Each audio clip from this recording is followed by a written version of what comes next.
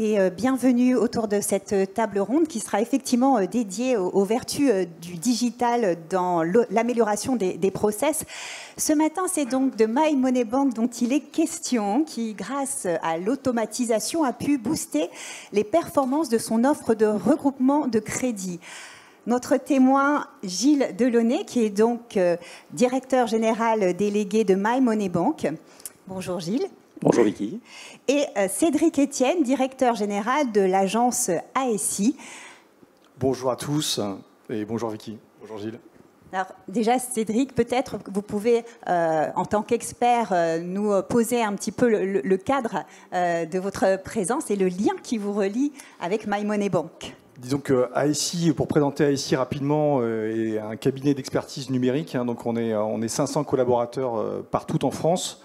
Et notre positionnement, c'est de pouvoir accompagner nos clients dans leur plan de transformation digitale sur l'ensemble de la chaîne, du conseil, en passant par l'architecture, le développement, la conduite du changement, le marketing digital.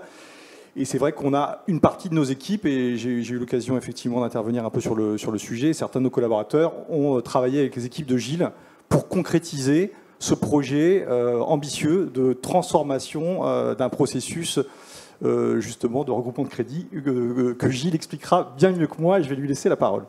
Alors justement, on va démarrer dans le vif du sujet. Gilles Delaunay, rappelez-nous qui est déjà My Money Bank pour planter un petit peu le décor.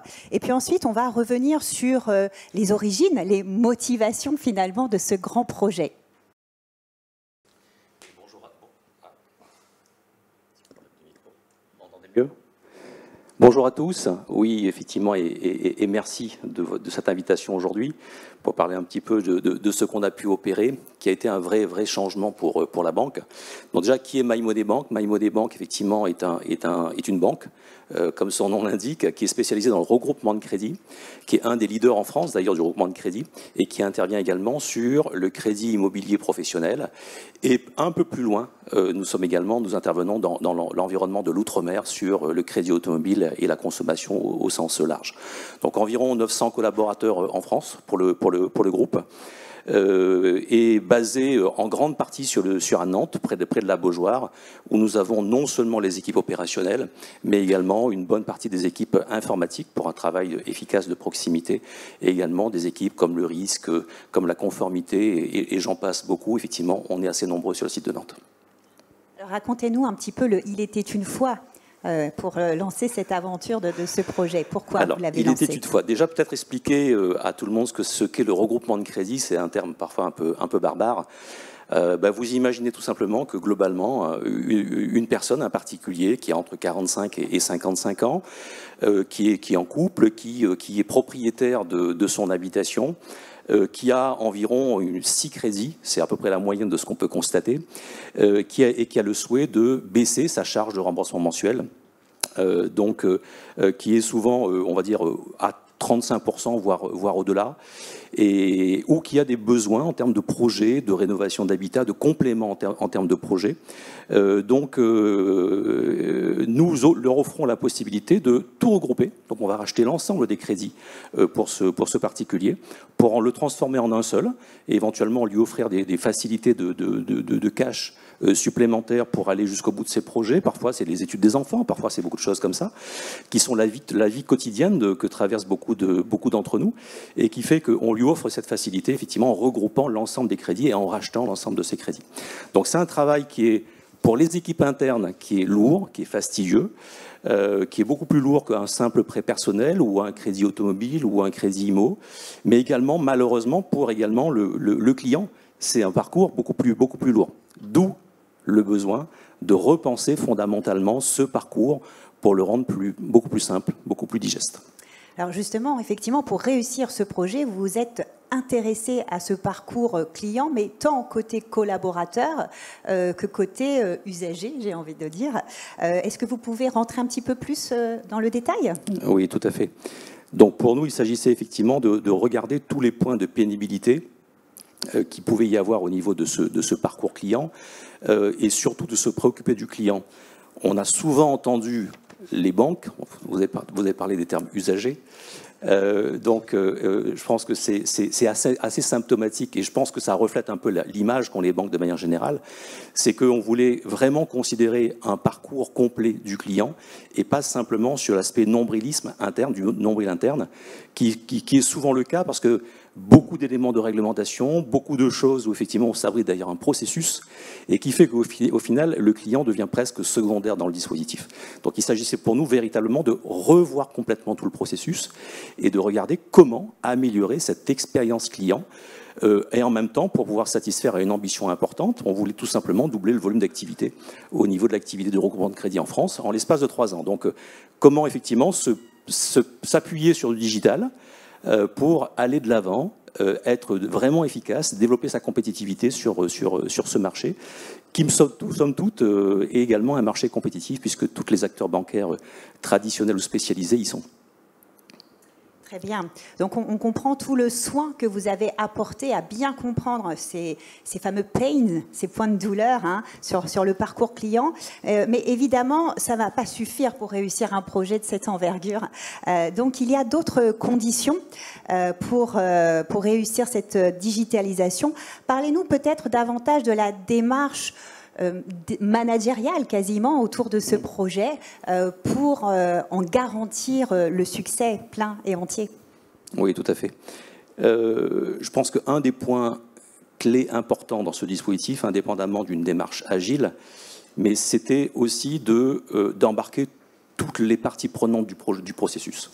Donc pour bien le comprendre, il ne fallait pas simplement un département qui traditionnellement fait l'étude d'un dossier en banque.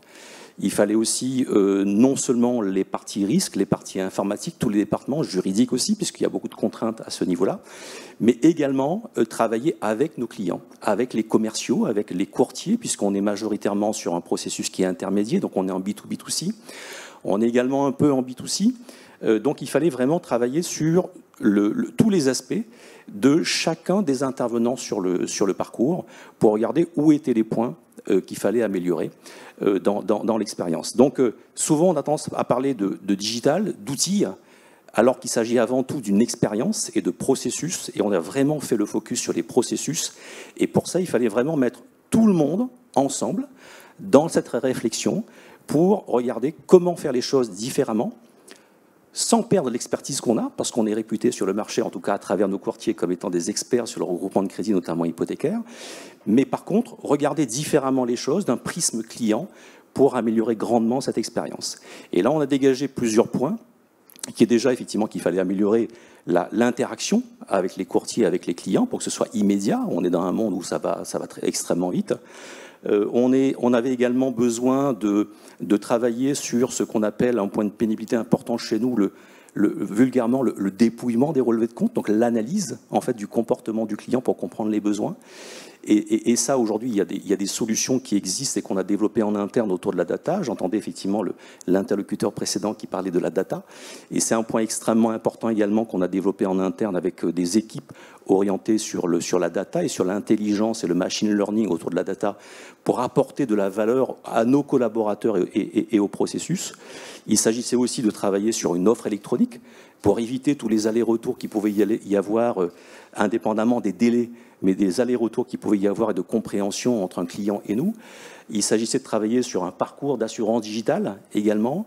Il s'agissait de travailler aussi sur la mise en place d'un CRM, parce qu'il fallait développer une compétitivité aussi sur nos équipes commerciales internes en interaction avec le client. En fait, énormément d'aspects qui ont été revus, et toujours en contact, bien sûr, avec toutes les parties prenantes, et ça, je pense que c'est un point important, et souvent avec l'apport d'un regard externe, d'experts externes, d'experts clients, et pas que de l'interne, parfois également de juniors, qu'on a volontairement greffés dans le dispositif, pour justement apporter ce regard qui fait la différence et pas se baser que sur l'expertise. Oui, je laisse Cédric et Étienne intervenir. Je voudrais rebondir sur ce que dit Gilles, oui. est extrêmement intéressant. Je voudrais juste ajouter quelque chose, parce que ce qu'il dit sur les dimensions différentes, il faut voir que c'est un programme complexe avec évidemment des cibles différentes, courtiers, collaborateurs, clients. La nécessité d'embarquer l'ensemble de l'entreprise, ce n'est pas un projet informatique comme le dit Gilles, c'est un projet d'entreprise Et c'est pour ça qu'il faut aussi un patron. Et Gilles, qui est avec un directeur de programme évidemment à piloter ce sujet, il fallait être en capacité à un moment de faire la synthèse entre des visions qui peuvent être très différentes par rapport à la cible. On parlera des objectifs après, mais embarquer tout le monde sur un même projet et d'avoir la capacité de décider et de faire la synthèse de tout ça, c'est aussi ce qui fait le succès de ces projets de transformation. On le prend souvent d'un côté ou d'un autre, ou souvent ça achoppe parce qu'on a des difficultés à faire la synthèse de visions qui sont différentes. Il n'y a personne au-dessus de la mêlée pour prendre des décisions et arbitrer ou arbitrer trop tard. Et ça, c'est aussi très important pour le succès de la démarche. Donc on comprend bien qu'une transformation digitale, elle s'accompagne en réalité de bien d'autres transformations pour en garantir le succès. Hein. Et on parle beaucoup là de transversalité, de pluralité, hein, pour mettre autour de la table différents cerveaux, différentes expertises, pour pouvoir tirer un très bon jus finalement de ces séquences et pouvoir enrichir le projet. Donc on va justement parler d'autres facteurs de réussite. Hein. On a parlé donc de cette transversalité, mais on va parler aussi ambition et on va parler aussi engagement des équipes. Pourquoi ce sont des gages de réussite pour aller finalement décrocher la Lune. J'ai un petit souci avec mon diaporama qui ne veut plus passer. Donc du coup, voilà. Je crois qu'il était juste avant. Voilà. Donc il faut se fixer des objectifs ambitieux et j'aimerais qu'on revienne sur ce point, Gilles. Oui, effectivement. Donc, on est dans un monde où tout va très vite, je l'ai déjà dit, mais on est également dans un monde où la technologie aujourd'hui apporte des solutions qui nous permettent d'aller vraiment très loin. Et il n'y a qu'à voir, et on a commencé ce projet en 2018, donc déjà en 2018, il s'agissait effectivement pour obliger un peu, pas obliger, j'aime pas trop ce terme, mais pour pousser un peu les collaborateurs, y compris les membres d'ailleurs du COMEX, de manière générale dans la banque, à se projeter sur l'extérieur et à voir effectivement comment ce monde était en train d'évoluer. Et pour nous, on est dans la banque, donc les néobanques, ça fait déjà un petit moment qu'elles existent, et on a poussé effectivement tout le monde à aller voir ce type de nouvelle expérience, parce que ça a bousculé complètement les habitudes. Et je ne parle pas de l'expérience des banques françaises en ligne, je parle vraiment des néobanques, véritablement, et des N26, des Revolut de ce monde, tout ce qui est pouvait apporter par les agrégateurs avec l'open banking qui est en train d'arriver.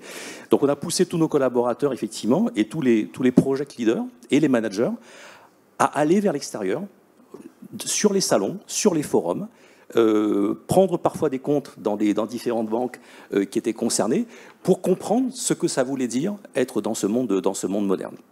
Et entre 2018 et aujourd'hui, ça a encore évolué. Donc voilà, donc on a d'abord effectivement fait cette imprégnation qui était nécessaire pour faire comprendre effectivement à tout le monde que chercher la Lune, c'est pas forcément la Lune pour la Lune, mais en tout cas c'est se raccrocher le plus vite possible au monde de demain. Et pas simplement se raccrocher à peut-être une petite touche où je vais améliorer telle ou telle partie de processus, parce qu'il faut qu'entre-temps la banque tourne, hein, il faut que tout fonctionne tout à fait normalement, et que la production fonctionne et qu'on serve les clients. Mais par contre, que dans 2 ans, c'est peut-être une projection à 10 ans qu'il faut avoir. Et donc c'est pour ça cette schématique viser la Lune. On le voit bien, je pense que pas grand monde croyait effectivement peut-être aux véhicules électriques, à Tesla ou aller dans la Lune avec Elon Musk il y a quelques temps de ça, voire d'autres entre-temps. Mais je pense que c'est ça le monde actuel, c'est que tout va extrêmement vite et il ne faut pas se projeter par petites étapes, mais il faut vraiment tout de suite avoir l'ambition extrêmement importante et nos limites à ce niveau-là. Une projection, après il faudra développer sa crédibilité, c'est encore autre chose. Mais par contre, il faut viser extrêmement haut pour justement avoir une prétention de vouloir changer et révolutionner les processus de travail. Et ça, c'est un point extrêmement important et embarquer tout le monde dans ce dispositif. Et c'est pour ça, effectivement, que en tout cas pour l'activité regroupement de crédit, on a fixé des objectifs ambitieux qui étaient de doubler le volume, de gagner 50% d'efficacité sur les processus, de baisser radicalement effectivement un cycle de temps pour répondre aux clients, passer avant entre 5 et 10 jours à l'immédiat, faire sortir une offre pour un client qui avant était pénible à plus de 30 jours en moyenne à 5 jours, voire pourquoi pas moins que ça. Et pourtant on est sur un environnement qui est bien régulé, donc il fallait... Je ne vous cache pas que personne n'y croyait dans la banque, ou pas grand monde n'y croyait. à part quelques-uns. Et puis, effectivement, avoir une possibilité pour un client, au final, il a une problématique ou un besoin, satisfaire ce besoin globalement en moins d'un mois et demi, là où partout avant, ça se faisait globalement, quand vous avez un projet de crédit immobilier, parce qu'on travaille sur un processus qui est hypothécaire, je pense que dans la salle ou dans l'auditoire, ça met souvent plus de 3 mois pour arriver à quelque chose. Et notre ambition était de le faire en un mois et demi, voire moins. Donc beaucoup d'éléments qui étaient la lune à l'époque et qui au final effectivement permettaient d'avoir un cap pour les collaborateurs, un cap pour les projets. Et donc c'était important de bien mobiliser tout le monde et de bien fédérer tout le monde autour de cette ambition. Oui, je voulais juste dire, effectivement, c'est important d'avoir des objectifs mesurables et de ne pas se concentrer sur ce qu'on est en train de faire, mais sur ce qu'on va obtenir. C'est ça qui permet effectivement d'embarquer l'ensemble de l'équipe. Donc effectivement, il y a des développements de chiffre d'affaires, des éléments mesurables sur les délais de réponse ou délais de versement, de financement, mais aussi la satisfaction des utilisateurs. On parlait des utilisateurs tout à l'heure, toujours la technologie, la digitalisation, c'est très bien, hein, mais il faut que ça soit aussi au service de l'humain. Et l'humain, c'est les collaborateurs, c'est les courtiers, c'est les clients, pour que ça soit aussi plus simple pour eux de faire ce processus d'accéder finalement à un regroupement de crédit et à un financement de My Money Bank. Donc ça, c'était aussi extrêmement important dans le projet. Alors, ce que je comprends, c'est que finalement, en écoutant avec attention son client, son usager, on a l'audace de disrupter, comme on dit, on a l'audace de cette ambition, peut-être d'aller explorer des terrains sur lesquels on ne serait peut-être pas allé naturellement, en restant justement dans son précaré. Et cette écoute est bénéfique, justement, à ce titre. On ose. Oui, je pense. Et il y a également le fait que, en plus dans le monde bancaire, mais je pense que ça peut s'adresser à beaucoup d'environnements, la notion de plafond de verre existe aussi. À savoir que souvent, les managers ou nos collaborateurs vont nous raconter « oui, mais ça, on vous a déjà promis, on ne l'a jamais tenu, il y a un manque d'investissement, il faut faire ça, mais on ne le fera jamais, ou on livre quelque chose, mais il n'y aura jamais la version 2 ». Donc, en fait, c'est comment faire croire également aux collaborateurs et être crédible dans un message qu'on passe, et je pense que c'est un point important. Et les solutions modernes aujourd'hui et le fait de travailler en collaboratif avec les collaborateurs, en faisant sortir cette créativité qui émane des collaborateurs avec une mixité, une pluridisciplinarité, comme vous l'avez mentionné, et je pense que c'est vraiment les clés du succès et qui permettent de croire et de prouver que les choses sont réalisables. Et ça, je pense que c'est vraiment le point, à mon avis, le plus important. Et l'agilité permet aussi d'y aller par étapes successives. C'est non seulement, effectivement, on est lancé sur quelque chose qui est en croissance et qui va extrêmement vite en termes de production et de processing, mais en plus de ça, il faut embarquer les collaborateurs sur réfléchir à de nouvelles solutions, réfléchir à des idées, les mettre en production de manière extrêmement régulière, les développer, les mettre en production. Et je pense que ce qu'on appelle effectivement les fameuses MVP permettent d'asseoir ces crédibilités qui font que les choses se font et se font de manière rapide et parfois plus rapidement que ce qu'on pourrait penser. Donc se font de façon assez rapide. Après, oui, il arrive de se tromper. Et ça aussi, je crois que c'est un point important qui est développé à travers ce type de fonctionnement. On accepte de se tromper et de rectifier le tir. Par contre, point important, on ne perd jamais le cap. Absolument, absolument. Là, vous touchez du doigt donc plutôt la méthode, l'approche qui a été adoptée pour dérouler ce projet. Donc, on a bien compris que l'idée, c'était d'effacer cette non-valeur ajoutée dans les process, une espèce d'approche lean finalement, avec une pluridisciplinarité autour de la table. Et puis, effectivement, ce droit à l'erreur que vous évoquez.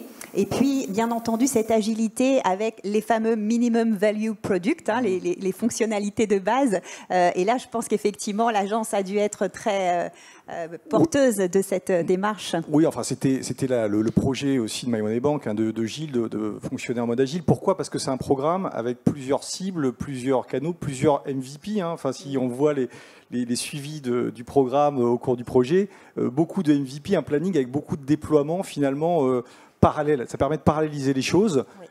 Et aussi de tester rapidement que ce qu'on a pensé fonctionne. Et comme le dit Gilles, de pouvoir aussi pivoter si ça ne fonctionne pas, ou revenir et de vérifier rapidement que ce qu'on est en train de penser, ce qu'on est en train de concevoir fonctionne.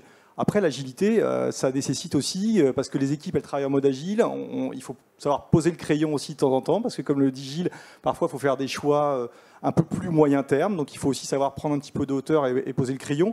Et puis, entre la démarche agile, où les équipes sont complètement intégrées, le reste de l'entreprise, il faut aussi pouvoir lui communiquer des jalons, savoir ce qui se passe. Et donc, il y a des temps différents à réussir à assembler, à associer pour que ça fonctionne vraiment bien globalement. Ok. Alors effectivement, on comprend que ce n'est pas complètement un long fleuve tranquille, hein, ce genre de projet, parce qu'il faut embarquer, motiver, informer, produire, toujours produire et inventer demain. Donc on va parler un petit peu de l'embarquement et puis effectivement de cette routine à bousculer, puisque on sort finalement l'entreprise de cette fameuse zone de confort dont on parle souvent, mais là de manière très, très approfondie. Comment on fait, Gilles Delaunay, pour piloter tout ça? Je ne sais pas s'il y a une recette miracle, mais par contre, nous, effectivement, dans la pratique, on a d'abord visé cette ambition qui paraissait en interne un peu extraterrestre, et ça, c'est pas que Gilles, c'est d'abord un président qui, lui, effectivement, a donné un cap qui était extrêmement ambitieux. Après, c'est le fait de transformer toute la banque en agilité. C'est pas que l'activité recouvrement de crédit, c'est qu'on a transformé toute la banque en agilité, dans l'agilité. Donc, et ça, c'est pas un long fleuve tranquille, parce qu'il faut casser des habitudes, il faut changer des organisations, il faut travailler en petites équipes, en petites tribus de 8 personnes. Il faut développer des nouveaux métiers. De Scrum, de SRE, de Product Owner, de tous ces nouveaux jargons qui doivent être plus qu'un jargon, mais devenir une vraie valeur ajoutée, un vrai métier compris au sein de l'entreprise. Donc une grosse transformation, beaucoup d'investissements sur la formation et sur l'accompagnement des collaborateurs. Et puis ça s'est fait étape par étape de manière extrêmement régulière, fortement appuyé également par une DSI qui était omniprésente sur le sujet, fortement appuyé aussi par un COMEX qu'il a fallu aussi bousculer de manière générale. Il a fallu aussi accompagner les managers dans des certitudes, parce que eux, il fallait qu'ils produisent en même temps. Donc se produire et se projeter dans quelque chose de totalement différent, c'est compliqué. Mais ça, c'est très bien fait. Je pense que c'est dû surtout à un cap qu'on a tout le temps tenu, le fait qu'on croyait dans la capacité, non seulement dans l'expertise, mais dans l'engagement des collaborateurs, parce que mine de rien, ça reste la valeur ajoutée la plus importante et l'asset le plus important qu'on ait dans l'entreprise. Donc de faire confiance en nos collaborateurs, les investir sur eux, et au final, je pense que c'est vraiment ça qui est important. Tout à l'heure, j'ai parlé aussi du fait de s'intéresser à ce qui se passe à l'extérieur, d'être curieux, d'être tout le temps en benchmark, de travailler avec, entre autres, ASI, effectivement, mais avec beaucoup d'opérateurs qui peuvent nous apporter de la valeur, avec des regards différents, avec des solutions parfois différentes. Parfois, oui, il y a des frictions entre collaborateurs, entre équipes, parce qu'il faut challenger les zones de confort. Des choses qui sont toutes simples, qui n'ont rien à voir avec l'informatique. On s'est rendu compte avec nos clients, avec nos courtiers, que notre offre produit était illisible, était devenu illisible avec le temps. Ça n'a rien à voir avec de l'informatique. Là, on a affaire à du marketing, de la communication, une offre produit.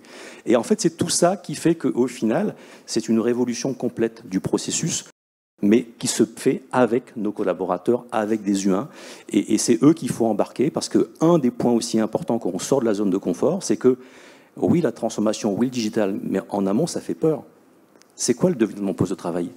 Je deviens quoi dans le processus? C'est quoi ma valeur ajoutée? Donc c'est clairement tout ça qu'il faut réussir effectivement à faire avec eux, pour les embarquer, pour convaincre effectivement que ce qu'on fait est la bonne chose, et qu'il y a beaucoup de valeur ajoutée de leur part, mais aussi avec les nouvelles solutions et les nouvelles technologies. Voilà, c'est pas un long fleuve tranquille, c'est vrai, mais par contre avec des résultats qui sont vraiment intéressants. Effectivement, on comprend que ce genre de projet est tellement profond qu'il vient taquiner aussi la culture de l'entreprise. On comprend aussi que l'innovation, finalement, elle vient de partout avec un projet de cette nature. Elle n'est plus encapsulée dans des services dédiés, mais finalement, tout à chacun peut se trouver embarqué dans la réflexion. On a une question de notre public justement sur la culture. Alors, pas d'entreprise, mais on zoome sur la culture UX, cette fameuse culture UX. Est-ce qu'elle existait déjà chez My Money Bank? Absolument pas. Non. C'est vraiment quelque chose de nouveau et je pense que Cédric va vouloir intervenir là-dessus. C'est vraiment quelque chose de nouveau et là aussi, effectivement, c'est apporté par tout ce qu'on a voulu développer en termes de nouvelles façons de procéder sur l'agilité et sur les méthodes. Et en tout cas, pour le groupement de crédit, on s'est beaucoup appuyé effectivement sur l'expertise que pouvait avoir notre partenaire ASI sur le sujet pour développer cette culture au sein de la banque. Ça a été notre première finalement relation, j'allais dire de collaboration, sur justement comment repenser un parcours utilisateur et justement passer du parcours courtier à un parcours client direct et voir après comment ces parcours-là, ils pouvaient aussi se merger par moments. Désolé du terme un peu anglais, mais c'est que il y a des parcours ou des services qui peuvent être exploités par des utilisateurs, des clients, des prospects directs et des courtiers également, et c'est toute cette réflexion globale.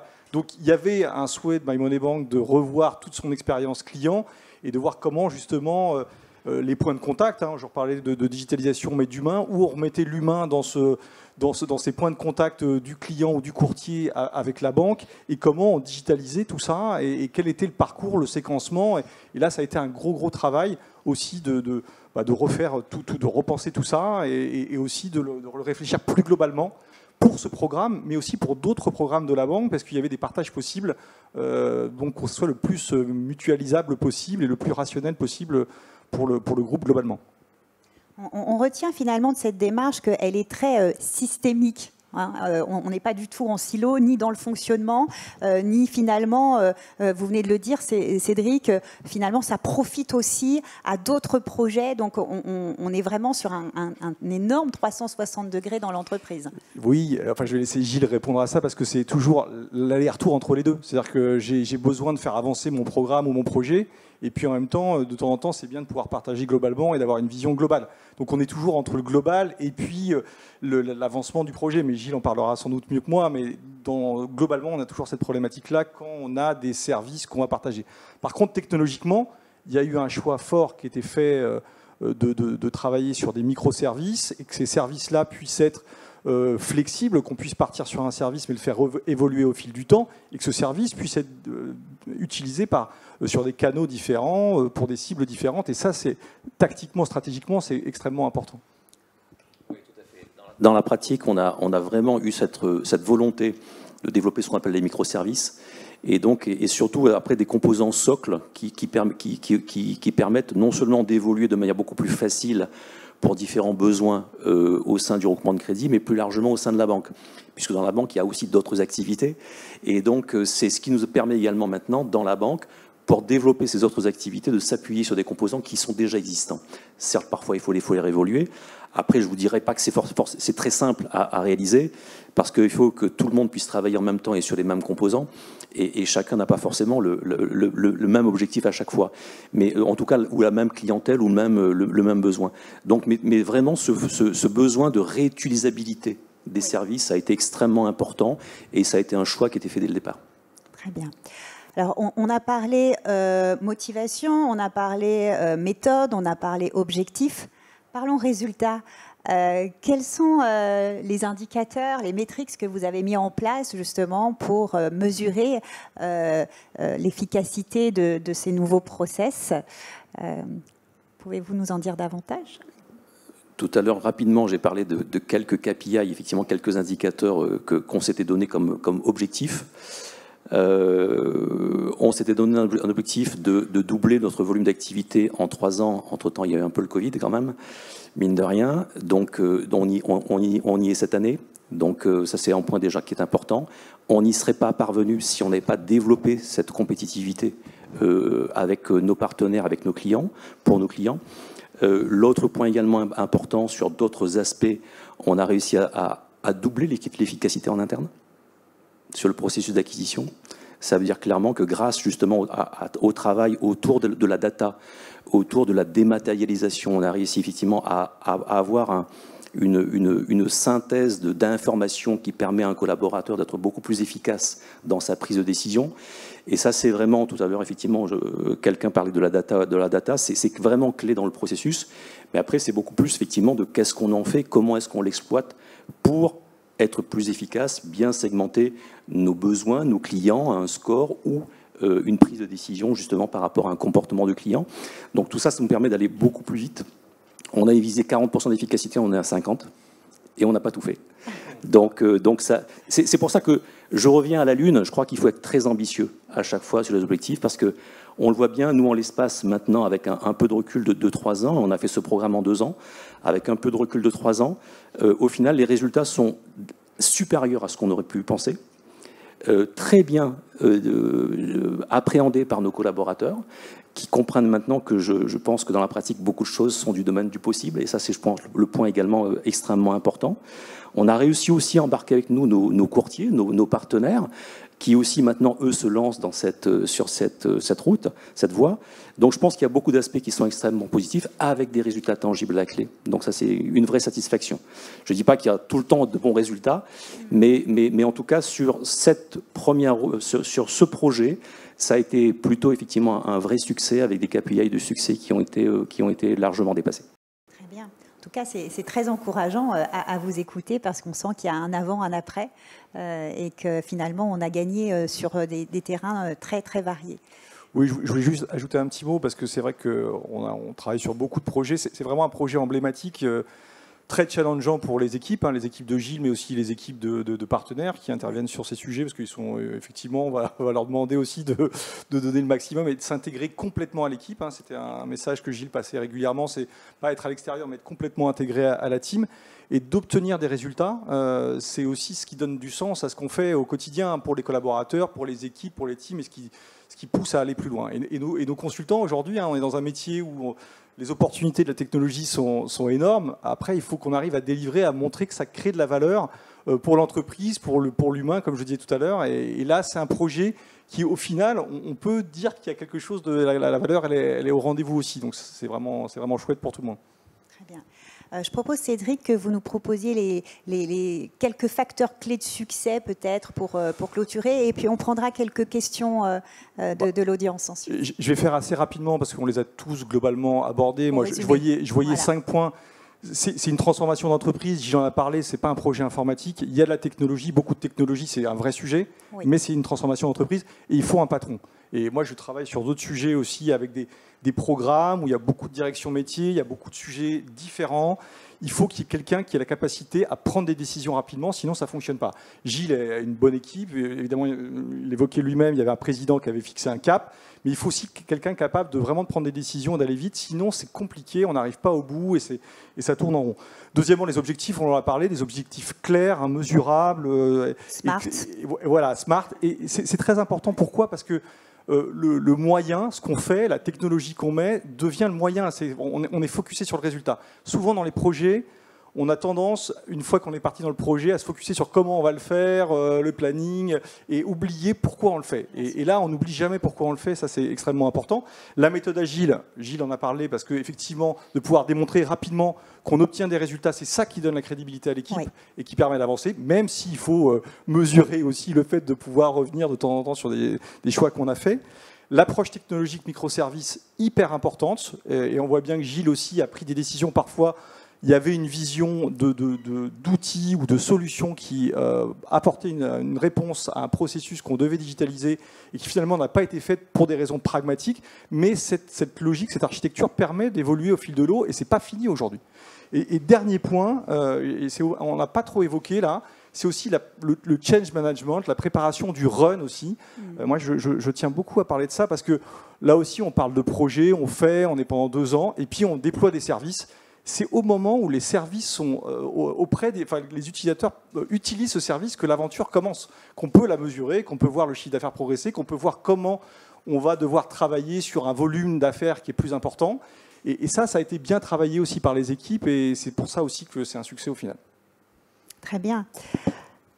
Si vous permettez, Vicky, juste un dernier point pour moi. Je pense que dans la pratique, et tu l'as mentionné, c'est le programme est terminé au sens où effectivement on l'avait imaginé au départ, mais aujourd'hui la vie continue. Donc ça n'est pas terminé au sens de l'évolution de la vie de la banque et de l'entreprise. Et dans la pratique, on a parlé effectivement de passage en mode de ce qu'on appelle chez nous le run plus, terme barbare, mais globalement, effectivement, il faut non seulement aujourd'hui vivre avec la production, mais avec des évolutions extrêmement régulières et pouvoir s'y consacrer. Et aujourd'hui, effectivement, ça n'est pas terminé. Et c'est vrai que la rupture et le passage entre un gros pic d'investissement et puis le passage en mode run, où toutes ces nouvelles technologies, il faut les entretenir, il faut les développer, il faut continuer à apporter de la valeur pour les clients. Tout ça, ça nécessite beaucoup d'engagement de la part des collaborateurs et de par les équipes. Ça veut dire que l'agilité continue au niveau de la banque. Le développement des processus et l'amélioration des processus continue. Et c'est quelque chose qui ne doit pas s'arrêter. Et qui ne peut pas s'arrêter et qui ne doit pas s'arrêter. Donc on n'a rien terminé, on est au début d'un quelque chose d'important. Je propose qu'on prenne quelques questions. Alors on n'en a pas encore parlé, on n'a pas parlé argent, on n'a pas parlé budget. Quel a été le coût pour développer l'application et combien de personnes ont été mobilisées? Alors le coût, j'ai les coûts, mais c'est difficile à en parler parce qu'il faut les mettre dans un contexte et il y a beaucoup de choses qui ont été développées. Donc c'est difficile de parler de coûts. Mais plutôt peut-être de combien de personnes ont été mobilisées. C'est clairement une équipe de 50 personnes. Donc c'est beaucoup de collaborateurs. Et quand je dis 50 personnes, ce n'est pas forcément du 100% en termes de temps. C'est beaucoup également d'experts en temps partiel, donc de producteurs parfois également sortis des équipes. C'est beaucoup de développeurs, beaucoup également de support externe. Mais aussi, si je le mets en équivalent donc temps plein, c'est environ une trentaine de collaborateurs qui pendant 2 ans ont travaillé sur le sujet, quoi. Vous en avez parlé en introduction, Gilles, de ces compétiteurs, les néobanques, qui effectivement challengent le modèle des banques. Quel a été leur poids dans votre décision d'aller plus vite? Est-ce qu'elles ont été un aiguillon important pour justement accélérer ces process de digitalisation? Je pense qu'elles n'ont pas été... elles nous ont permis surtout de comprendre qu'on pouvait faire les choses différemment par rapport à avant, parce que là, on est sur du crédit spécialisé, on n'est pas forcément sur de la banque traditionnelle. Donc, c'est comment, nous, on pouvait effectivement en tirer un avantage compétitif sur le marché. Au moment où je l'ai dit, on a des contraintes, comme toutes les entreprises, de marge qui s'érodent de plus en plus. Donc, effectivement, il faut développer de l'efficacité, il faut développer de la compétitivité. Et comment est-ce qu'on pouvait mettre à profit ce que certains arrivaient avec un autre regard de totalement novateur dans les banques, basé sur une expérience client différente. Et ça, effectivement, ça a été un cap important pour nous. Et on peut appeler ça un aiguillon, mais je pense effectivement ça a permis à chacun de matérialiser que les choses, on peut les faire différemment, tout en étant efficace. Je précise quand même qu'on ne perd pas d'argent tout le temps, parfois contrairement à ces néobanques. Donc là aussi, il faut savoir être pragmatique et efficace. Donc à savoir que dans la pratique, quand on développe du volume d'affaires, il doit avoir un retour sur investissement.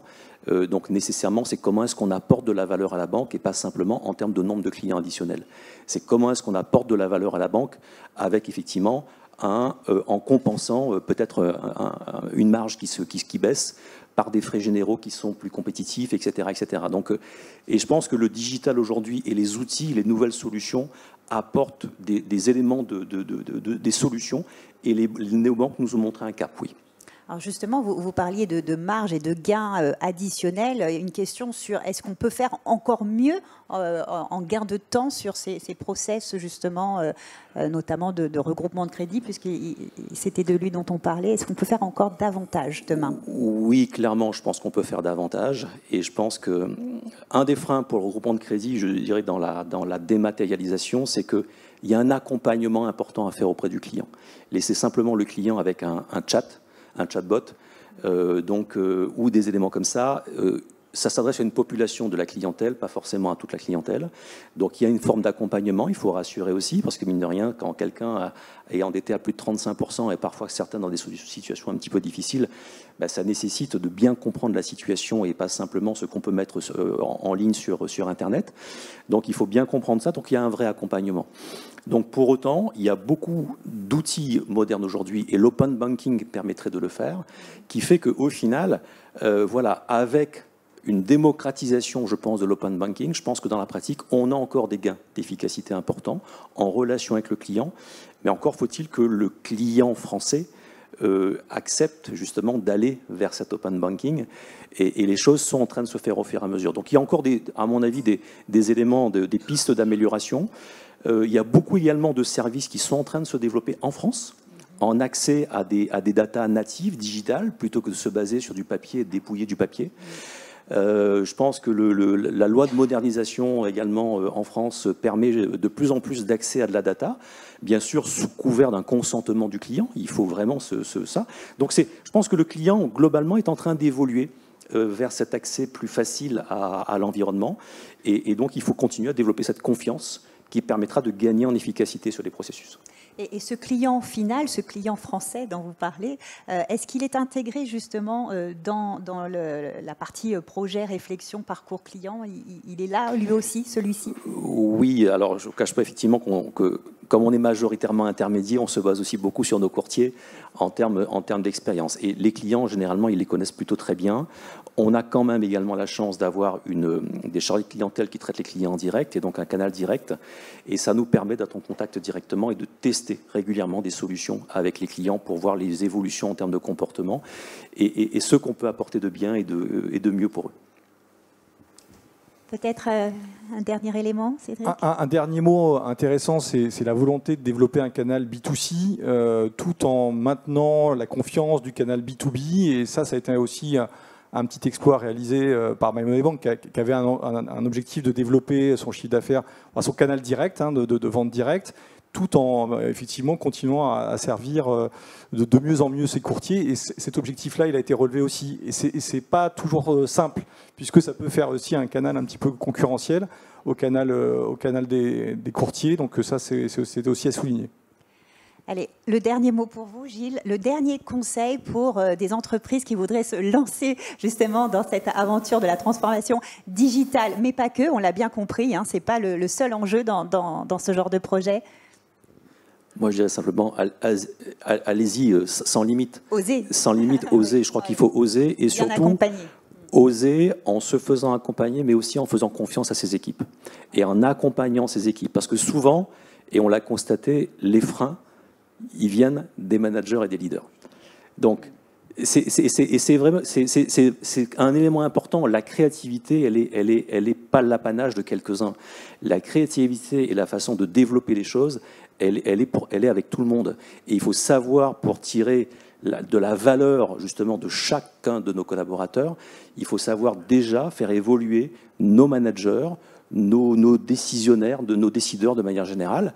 Et ça, c'est quelque chose où, vous savez, souvent, il faut faire. Mais on ne le fait pas nous-mêmes, on ne le fait pas soi-même. Donc, oui, il faut y aller, mais il faut aussi accepter soi-même de changer son comportement. Merci beaucoup pour ce retour d'expérience. On espère qu'il aura été inspirant pour vous. Il a été très transparent, en tout cas, les plus, les difficultés, les obstacles. Cédric? Donc, merci beaucoup, c'était chouette. Merci à tous.